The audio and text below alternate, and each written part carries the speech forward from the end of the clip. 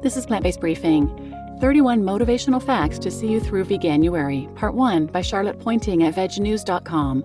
And I'm Marian Erickson. This is the curated content plant-based podcast where I narrate a variety of articles on plant-based and vegan living with permission in about 10 minutes or less every weekday. And today's article is longer than that, so it's a two-parter. I'll read part 1 today and then tune in tomorrow for the second half. And before we get to that, though, I wanted to quickly give a couple shout-outs. I received an email through my website, plantbasedbriefing.com, from a listener named Liz who said, "Thanks for everything you do. I just want to thank you for producing your wonderful podcast. The length of the podcast means I can listen to loads of news or educational material and learn new facts without putting myself out. Lazy, I know. My thing is animal rights, so those are my favorite items. I want to hear inspiring stories. Podcasts like yours make me more determined to carry on with my campaign work. By the way, I love the groups contributing to your podcast. Thanks." Thank you so much, Liz. I responded to Liz via email to thank her, but also wanted to give her a shout out. And I received a 5-star review from an Apple Podcast listener, Deirdre Ofiero. I hope I pronounced that correctly. And it says, "Daily learning opportunity. I recommend Plant-Based Briefing, firstly because I can always find time to listen to the entries, and mainly because the variety of resources sparks a lot of follow-up learning for me. I appreciate when Marian adds her personal perspective to the segments." Thank you so much, Deirdre. I really appreciate you taking the time to leave that review and comments.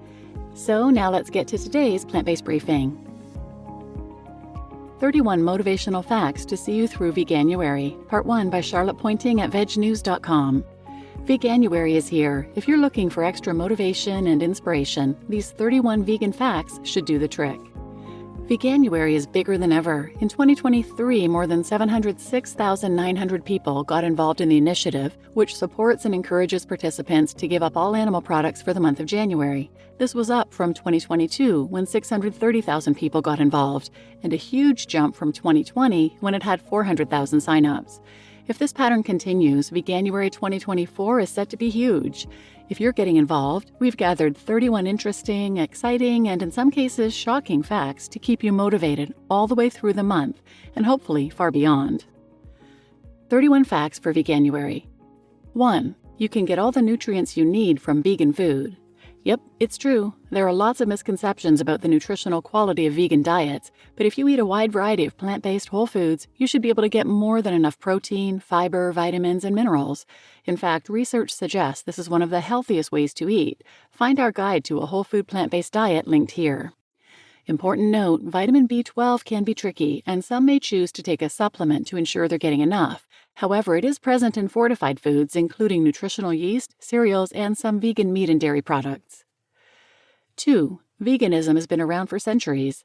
While the word vegan was invented in the UK in the 1940s, it's important to note that this lifestyle isn't a new fad.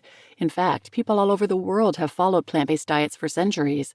According to the Vegan Society, evidence suggests that 2,000 years ago, some people were choosing to avoid animal products, and the lifestyle was prevalent across ancient Indian and Mediterranean societies. Number 3. The people of the blue zones eat predominantly plant-based foods.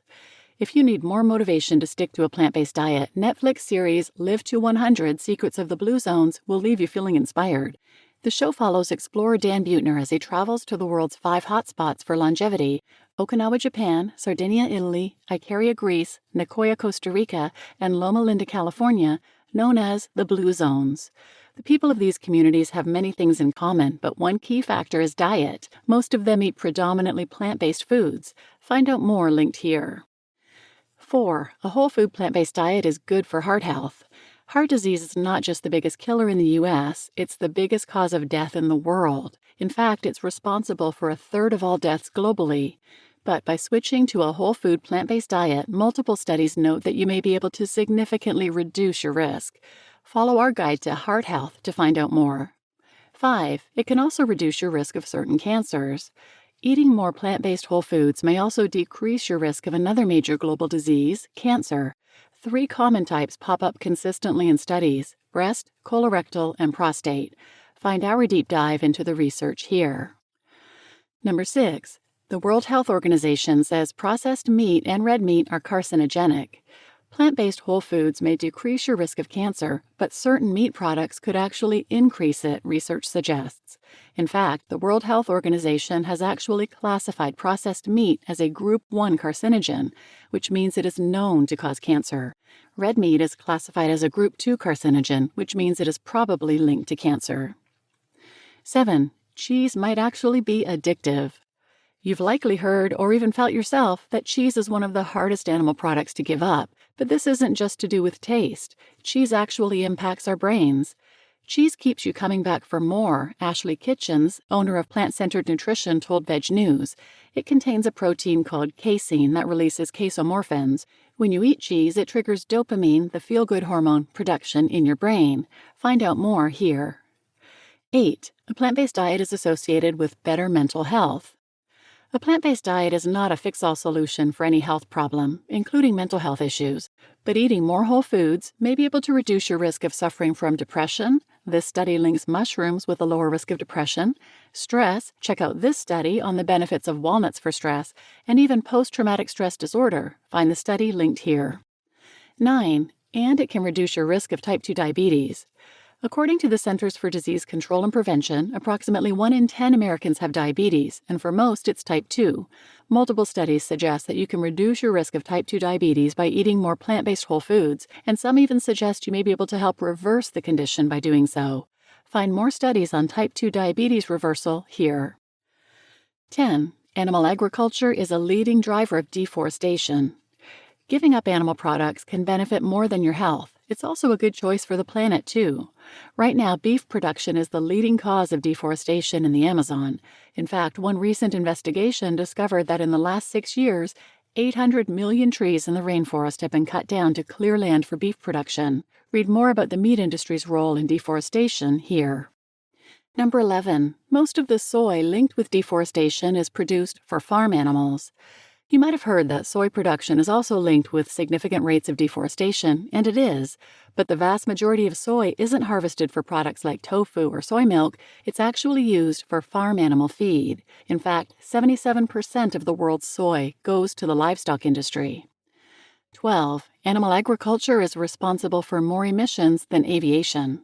Often, when we talk about individual emissions, the conversation turns to flying habits. And while it's true that flying less would result in fewer emissions, eating fewer animal products would also have a big impact. In fact, the United Nations reports that the aviation industry is responsible for 2% of global emissions, and animal agriculture is responsible for 14.5%. Find multiple reports on emissions here. 13. Research suggests grass-fed beef is not a sustainable choice. Grass-fed beef is often spun as the more sustainable alternative to conventional beef, but some research suggests this isn't true. All cattle farming is detrimental to the environment. Grazing livestock are net contributors to the climate problem, as are all livestock. Tara Garnett, PhD of the Food Climate Research Network, told the University of Oxford in 2018.